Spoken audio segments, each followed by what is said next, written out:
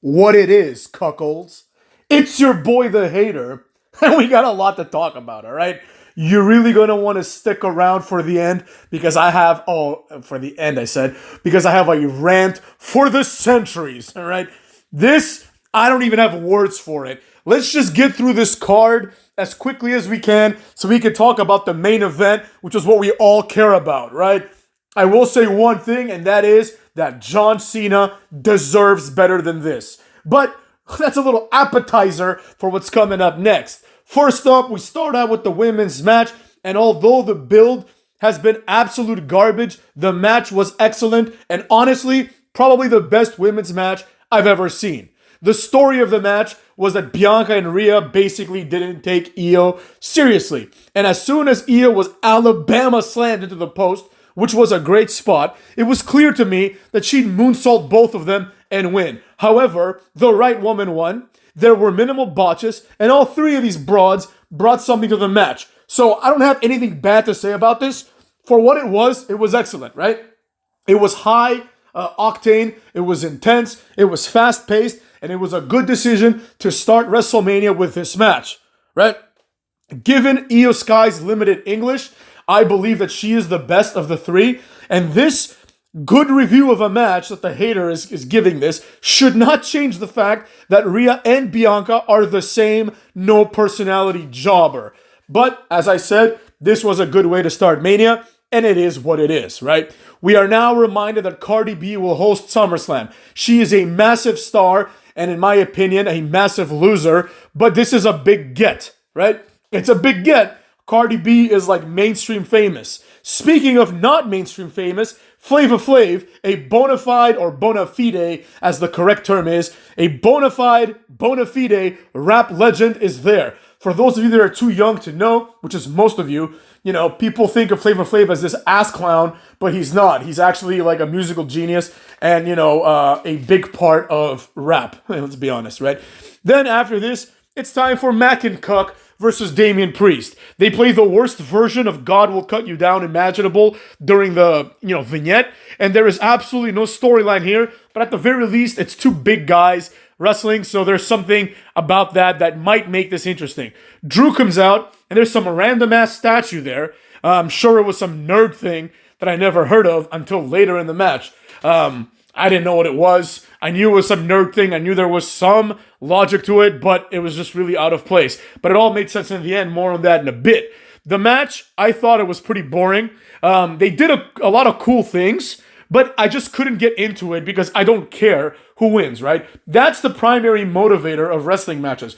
Do you care who wins? In the women's match, I kind of cared a little bit. I wanted Io Sky to win because the implicit storyline was that she's not on the same level as Bianca and Rhea, and she proved that she is. So something happened there for her, right?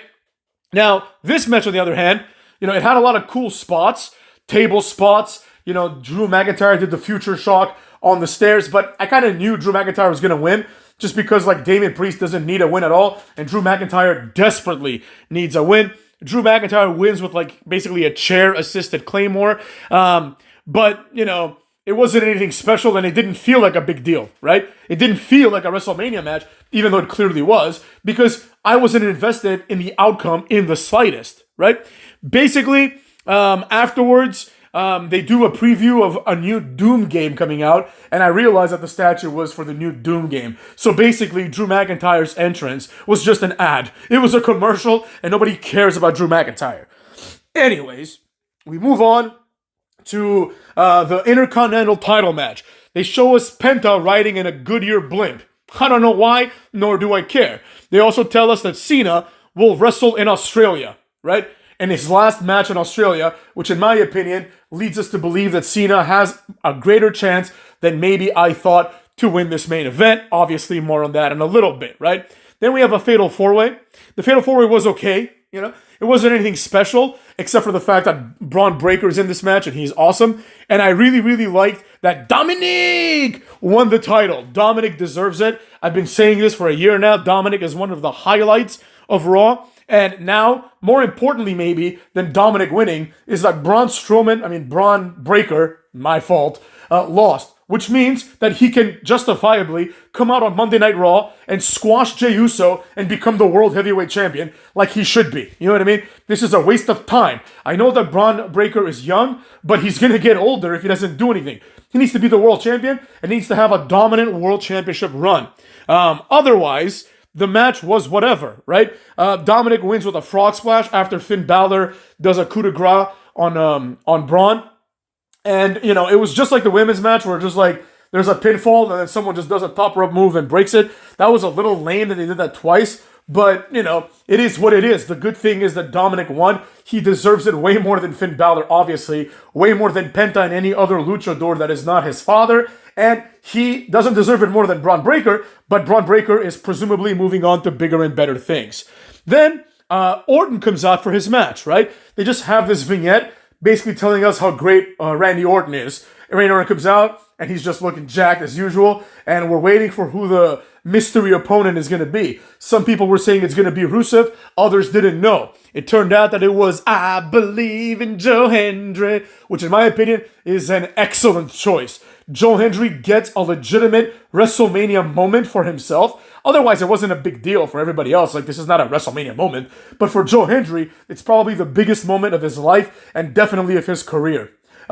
The match was short, exactly as it should be, because there's no way that Joe Hendry is going to beat Orton. But Joe Hendry is the TNA World Champion, so he got some offense in. Then he did that turn that he does, and he's smiling, and he got RKO'd during the turn, like right after the turn, which was cool. Randy Orton pins him. Then afterwards, Randy Orton lifts him up, celebrates with him, basically saying, like, this is your moment, kid. RKO's him again. The fans start chanting one more time. Orton teases that he's going to do it and doesn't do it, which I thought was pretty clever. And then he pats him one more time, so that was kind of nice, right? At this point, in my opinion, the night turned sour because the next match was Logan Paul versus AJ. I hated this match with every fiber of my being. Basically, this was a squash match, right? AJ Styles got his ass beat the entire time. AJ Styles did a few of his moves, but they were presented as one-offs, right? Like Logan Paul was in control the entire time. There was not one moment where I thought, wow, AJ's about to win this match, right? It was a squash match. I will say this, Logan Paul in this match, as I predicted, did more moves in this one match than Okada, Tanahashi, and anyone else in New Japan have done in their careers combined. He did more moves in one match than you see in an entire New Japan pay-per-view, you know? And I'm tired of this bullshit about, oh, New Japan's so great. No, Logan Paul is better than basically everyone there. Logan Paul held his own as usual. AJ Styles, given the flow of this match, we didn't get to see a lot of the explosiveness that AJ Styles brings to the table. At the end of the match, some idiot named Jeff, who's apparently part of the entourage, which was loosely explained, but Michael Cole was like, oh, there goes that idiot Jeff, like we're supposed to know who the fuck this guy is. I mean, I put two and two together, but he's there, he has brass knucks, he's about to give him to Logan Paul, and he gets stopped. Like, his arm gets grabbed by this random hand, and you're like, who the hell is this? And I'm expecting someone cool, and it's Karrion Kross. Karrion Kross stops Jeff, gives AJ the knucks, and says, use them, AJ, use them. Like, get the fuck out of here. Like, Karrion Kross shouldn't be at WrestleMania. But anyways, AJ Styles throws them away, punches Karrion Kross, gets in the ring, gets the left hand by Logan Paul, pulverizer, 1, 2, 3. Logan Paul leaves while celebrating his win as if he just won like a routine match, which is exactly what happened, right? This is no longer upset territory. AJ Styles winning would have been the massive upset. Obviously, everybody knew Logan Paul would win, you know? Then we have to wait about 30, 40 minutes, it felt like at least, and Lyra Valkyria comes out dressed like a fucking chicken, right? Becky Lynch shows up as her mystery partner because Bayley was replaced. I mean, she's injured, but I think it's like a kayfabe injury, just to give us Becky Lynch, you know? And at that point, it's pretty evident that Becky Lynch and, Lyra Valkyria are going to win. However, since like the NXT pay-per-view, like whatever, that Tatum Paxley team, they won. They're the number one contenders. I was like, oh, maybe they're not going to have Becky Lynch win because I don't know if she's back like full time, right?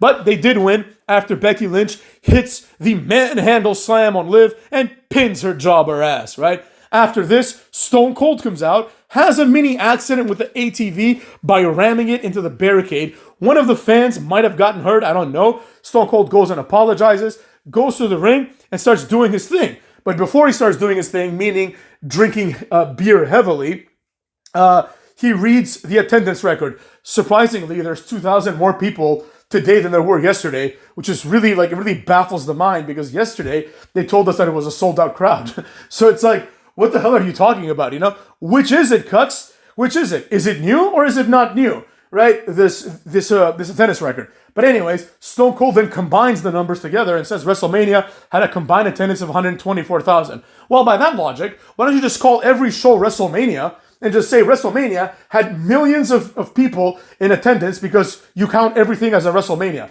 There can only be one, and today was that one. Today's WrestleMania obviously was superior than night one, which felt like a pre-show compared to this, you know? There's a lot of cool things that happen here, but now it's time for the main event, cuckolds. Strap in and hear my play-by-play, and more importantly, my analysis, and which will be probably some sort of meso rant. It's not going to be a mini rant. It's not going to be like a mega rant. I'm not going to talk 40 minutes about this, but I have a lot to say, motherfucks. Anyways, Cody Rhodes comes out after Cena. Cena comes out to an underwhelming heel entrance, right? He doesn't do any of the things he normally does, like hype himself up and talk to the camera, but that's to be understood because he's a heel now, right? Cody Rhodes comes out and he starts getting booed. Now, I'm not saying that I am an erudite and I am some sort of oracle for predicting that Cody Rhodes would get booed. I think it's fair to say that most people that watch wrestling could predict this, right? Just like a lot of people probably predicted last night's finish, right? But the facts are what they are, motherfuckers. The facts are the facts, as the hater always says. I did predict that this was going to happen exactly like it did, right? With respect to the booing, that is.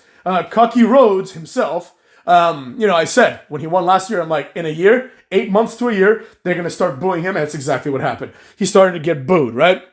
Now, the commentary team, during the match, as the match starts, it's a very slow and, quite frankly, a very, very, very bad match. If we're being honest, right? If we're being honest, this is right up there with Charlotte, Becky Lynch, and Ronda Rousey as arguably the worst WrestleMania main event of all time. I don't think that anybody can seriously argue that point, or argue against that point, I should say, right? The match is very, very slow. So you're thinking maybe it's going to go on for like 40 minutes, but it really doesn't. Anyways, what happens is, as the match is going on, Cody's beating Cena's ass thoroughly. The commentary team says that Cena is an underdog and that he's old, which I didn't like because this is WrestleMania main event, right?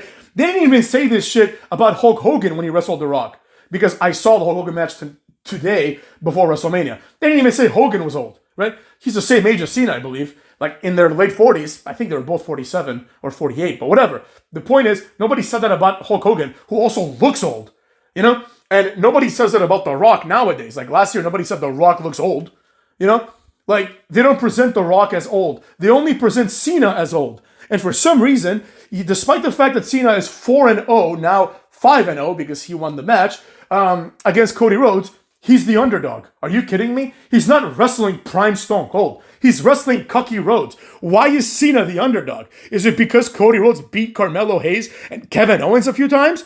Right? What is the logic behind this? And speaking of Kevin Owens, how much better was the Randy Orton match with Joe Hendry than it would have been with Kevin Owens? You know what I mean? But anyways, at some point, Pat McAfee says Cody Rhodes has another 15. I'm not sure if he meant 15 title runs or 15 years. Neither of which are going to happen, obviously. Right? But they presented Cody Rhodes as if he's like 25 and Cena as if he's 60. Cena's only like 7 years, 8 years older than Cody. Right? It's not like Cena is like this decrepit old man. He's only 47. He looks great. Right? If John Cena got a tan or put oil on himself, you would think he would look like The Rock. You know what I mean? He has an incredible physique, but because he's pale, he underplays it. John Cena is massive, motherfucks. As has already been established many times, Cena is bigger than The Rock in terms of his size, right? There was that one segment where The Rock takes John Cena's armband, puts it around his head, and then he's like, John Cena puts this around his arm. Like his arm is as big as my head, right? And then when Rock tries to put it around his arm, it's loose because Cena's bicep and tricep are much bigger. John Cena is a massive guy, but they're presenting him as if he's like this regular run-of-the-mill guy. He's John Cena, motherfucks. Michael Cole, throughout the match, periodically reminds us that he's Big Match John. But it's weird. The commentary in this match was very, very weird because Michael Cole was, like, he started off by saying he wants to be unbiased, but then the entire time, he's just like justifying the things that Cena does while also, condemning them. So he's doing both. So he's not unbiased at all. He's just biased from all sides. Anyways, after this, Cena eye gouges Cody in front of the ref, and the ref, quote unquote, didn't see it, right? This was just ridiculous. He didn't run in front of the ref. Like, at least try to hide this shit. You know, I understand this is John Cena, this is the main event, so we're not going to scrutinize every little thing, but arguably, because it's WrestleMania, we should, right? This is where you need to bring your A game. Then Cena does his comeback, you know, the shoulder block, spinning backdrop thing, but he does it slowly. He does them as individual moves, which I didn't understand this at all, right? He does the move, and it's like, what's the logic? Is the logic that Cody Rhodes is such a pussy that he can't take a shoulder block without immediately getting up like R-Truth or Miz would, you know?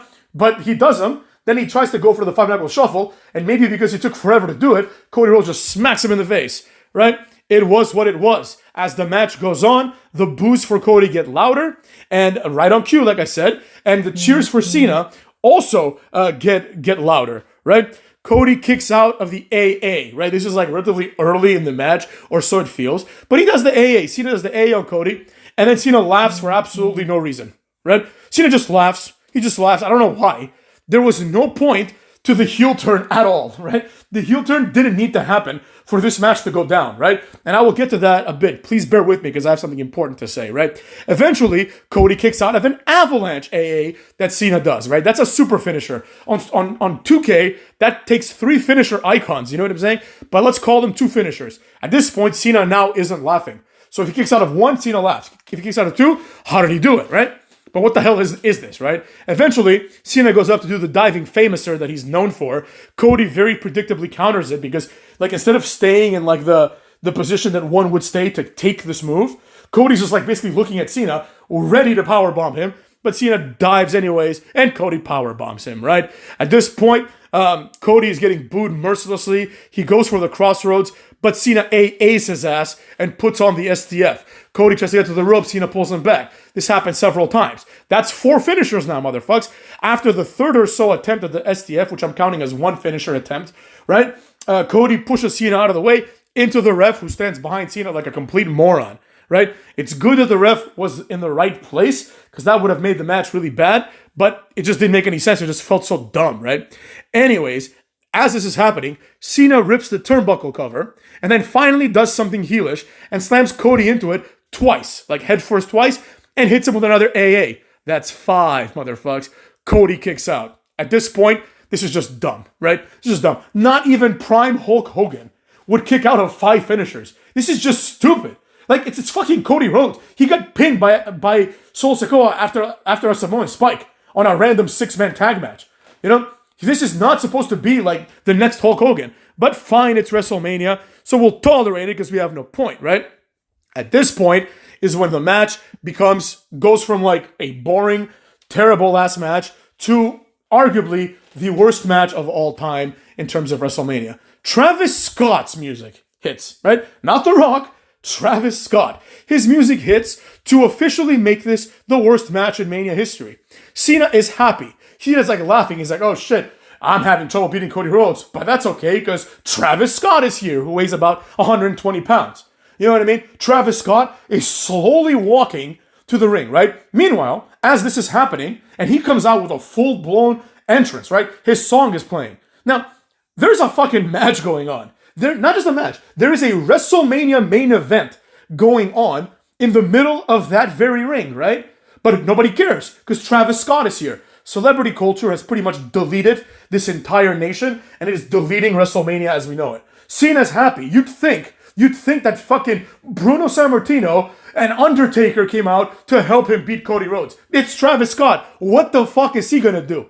You know? But Travis Scott comes out and he walks very slowly, gets on the apron, and Cena raises his hand. Right? You're in the middle of a match, and he's out there raising the hand of another man. Cody Rhodes kicked out of the AA, but he was down and out. Pick him up, do another AA. Right? Take the match seriously. Then Cena grabs Cody Rhodes in essentially like a camel clutch, grabs his arms, and tries to position him closely to the apron so that Travis Scott can slap him, right? As the referee might be coming too. So what the hell are you doing?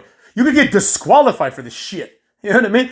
But anyways, obviously this doesn't work. Cody just struggles out and beats Cena. He invites Travis Scott to the ring. Travis Scott jumps over the top rope, tries to slap Cody, gets the crossroads. Now, here's the problem with this, in my opinion, right? This was like almost, almost problematic, right? Because it was like, he just got his ass beat, given like just a massive size disparity between like, what's it called?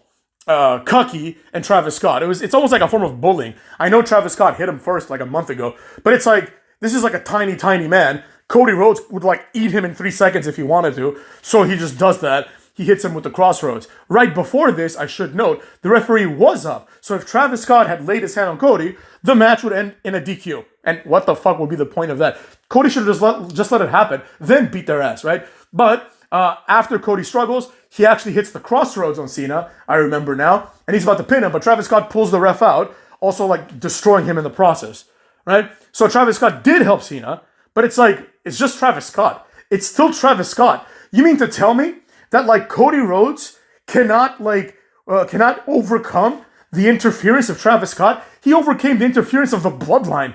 You know what I mean? But he didn't overcome the interference of Travis Scott. For some reason, unlike last year, The Undertaker player didn't show up this time. It's not going to be explained? Like, why did he show up last year but not this year? You know what I mean? What, did he have a hard-on for Cody last year? But this year he's like, nah, I'm too tired. Like, you have to explain these things. Anyways, as this happens, right, John Cena gets the belt and he wants to smash Cody in the head with it. Now, of course, as he runs towards him, Cody stops him and then wrangles the belt away from Cena, which is unrealistic because Cena is 100 times stronger than Cody. But fine. Cody takes the belt from Cena and he's about to hit Cena in the head. Cena says, no, like, don't hit me. He like basically gets on his knees and begs, right?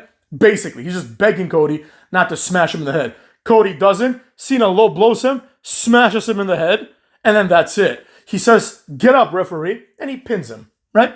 That's the end of the match. Now, here's my thoughts on it, right? This was the worst match of all time in terms of WrestleMania main events. I know that some of you enjoyed the roller coaster, right? And I get that, a lot of people enjoyed the fact that Cena became a 17-time world champion, as did I, right? Because I'd rather that happen than not happen. But here's the problem, right? John Cena, during the match, Michael Cole was saying how JBL told him John Cena was going to be the GOAT, and how John Cena eventually lived up to this and became the GOAT, right? These are the things that happened, in the history and career of John Cena, only for it to end like this. Now, I understand that Cena won the 17th world title, so in the context of kayfabe, Cena is now made, right? He is now the GOAT. Nobody can doubt it. However, in the context of John Cena, this is a horrible way to end WrestleMania, right? Cena begging Cody Rhodes not to beat him, begging Stardust, who he has beaten 4 times out of 4 times they wrestled before. So Cena's 17th world title ends like this. It ends with John Cena begging on his knees so Stardust doesn't plow him in the head with a world title, right? And then Cena overcomes Stardust, not because Cena overcame, but because Stardust, Cucky Rhodes himself, is a massive pussy who doesn't have the balls to hit him in the head with a belt, even though Cena has done this to him many times, including, at Elimination Chamber, right? It's like Cody doesn't want revenge. Cena beats him with like his own watch, beats him with the title, humiliates him, low blows him, and Cody says, do it again, So this makes Cody look like a complete chump. This makes Cena look like a complete chump. And the only person that comes out looking good is Travis Scott. Because now, in the context of this pay-per-view, and in the context of wrestling history, Travis Scott impacted the ending of WrestleMania 41 for no reason at all. Who the fuck decided to bring Travis Scott in, right? You can have him in to do the Cactus Jack collection, which is, what the fuck does he have to do with Cactus Jack? But anyways, you can do that if you want. But the reality is that this was never explained, right? Why is Travis Scott helping Cena? Why does Travis Scott dislike Cody? And then furthermore, earlier in the night, they showed Travis Scott celebrating. They gave him props for doing the theme song, and he was celebrating with Jey Uso, who's supposed to be friends with Cody in kayfabe. He's supposed to be really good friends with Cody. They were former tag team champions. So how is Jey Uso celebrating with Travis Scott while his buddy, Cucky Rhodes, gets his ass beat, right? What is happening here, motherfuckers? So, with all this being said, and like, we have to consider this the way that they're presenting it to us, right? This was terrible. It was a terrible look, right? I'm not even talking about the finish. The finish is fine. You can have like a celebrity come and ruin the match. But the way that it was done, and this is what a lot of people don't get, the way that it was done was really, really poor. Travis Scott comes in, he doesn't even run to the ring. He comes in with a Cactus Jack hardcore title belt, basically, that they're probably selling to you for like 3 times the price of a normal WWE fake title because it's like, designer brand now. Like he comes out with that to promote that, basically, and promote himself with his song. And then he walks to the ring, and the match just stops, right? This is a representation of the WWE taking a backseat to other forms of entertainment. There was a time when imagine if it's like Stone Cold versus The Rock at WrestleMania, and Travis Scott comes out. The first thing that would happen is Stone Cold would roll out of the ring, throw him in there, and give him a stunner. That would be Travis Scott's contribution. But in this case, Cena's like, I have nothing to fear now. Travis Scott is here, And that's the problem. At the very least, have it be The Rock, right? Because The Rock is The Rock. He's a proper wrestler. He's a proper man of a certain size. And it makes sense that he might have a chance at turning the tide because The Rock would beat up Cody Rhodes in real life. But Travis Scott has no chance to beat up Cody Rhodes. This would be like having Tozawa come out, Like, oh, Tozawa's here, guys. Oh shit, Cena's happy to see Tozawa. What the fuck are you doing?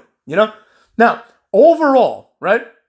In my opinion, we have to look at this angle and this match, therefore, from like the same lens as we did starting on Elimination Chamber, right? We have to ask ourselves, did John Cena turning heel really do anything, right? The answer clearly is no, right? Imagine how much more impactful it would have been.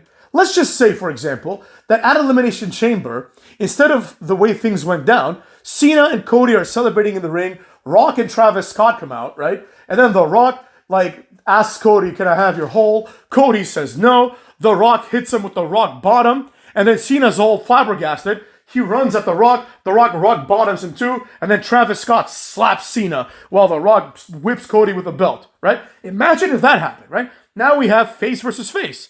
Nothing else would change because The Rock and even Travis Scott didn't make any appearances from then till now, right? Then imagine if during this match we had a moment where Cody gets the belt without Cena getting the belt, and he's about to smash Cena in the head. And Cena does the same thing. He says, Cody, don't do it. You're not evil. Don't sell out to them, right? And then Cena low blows him.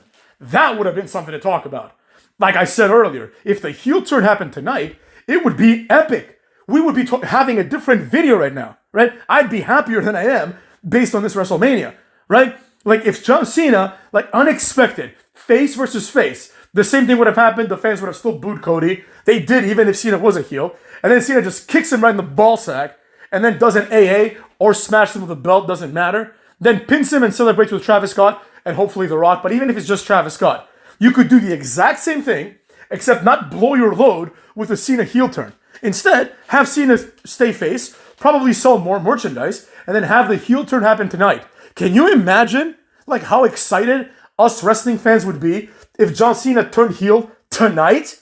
And then we're like, shit, I can't wait till tomorrow to see what happens next, right? Now, I don't give a shit. There's a big probability Cena won't even be on Raw. There's a big probability Cocky won't be on Raw. On Raw, we'll have the opportunity to see people like Angel Garza, Berto, maybe, Eric and Ivar dressed like Clash of Clans. And then we're going to see a few debuts, maybe like a Trick Williams or someone like that, right? And we're going to be told that this is a bigger deal than it is.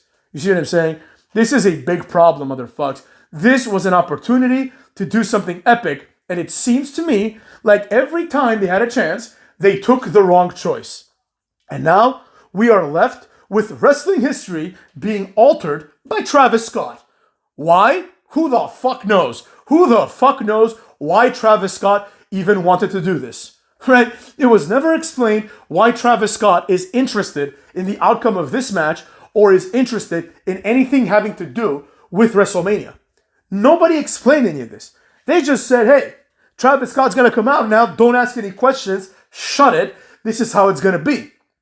Now, despite this, I will draw some positives from the night, right? A few good things did happen, even with respect to this main event. Number one, obviously, Cena is now a 17-time world champion, meaning that Ric Flair is no longer the man. Cena is now the man. And as a result, whoever beats Cena, shit, I fucking stubbed my toe, motherfuckers.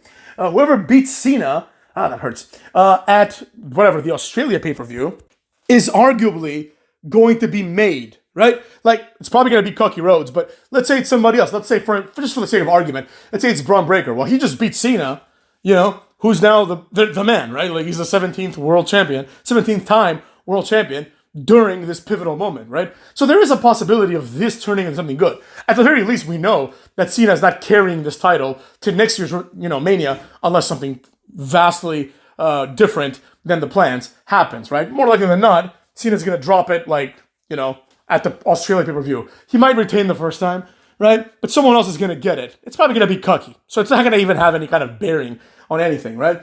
The Rock's role was not, obviously, elaborated upon. We'll talk about that in a bit, because this rant's still going.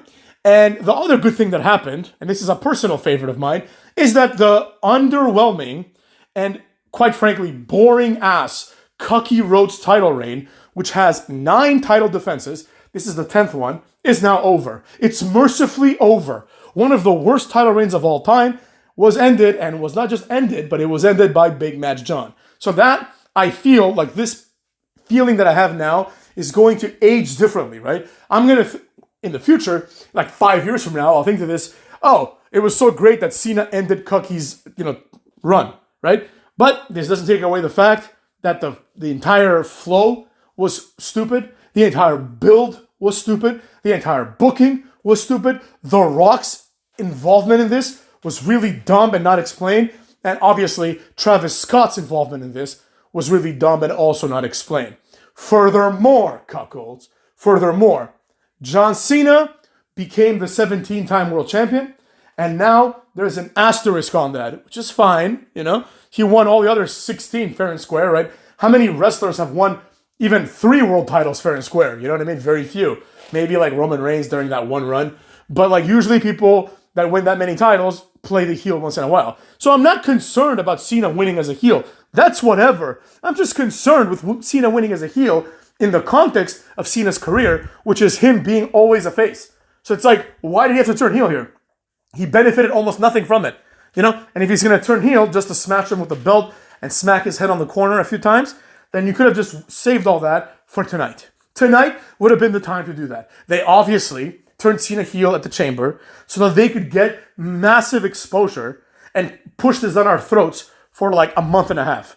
But this could have just happened in a different context. Tonight, it would have generated more views. It would have been more interesting. It would have got buzz. And then Raw tomorrow would get massive viewership, right? Because then you would expect Cena to be there. Or at least some, conduit of Cena would be there to explain to us what happened, But maybe Michael Cole, who the fuck knows. But now I think it's safe to say Cena ain't going to be on Raw. You best believe The Rock's not going to be on Raw. I mean, there's a small chance, I guess. Travis Scott, probably we won't see him again in wrestling ever. And, that's all there is to it, cucks. This is like that time when Jon Stewart screwed John Cena, right? And everyone universally hated it.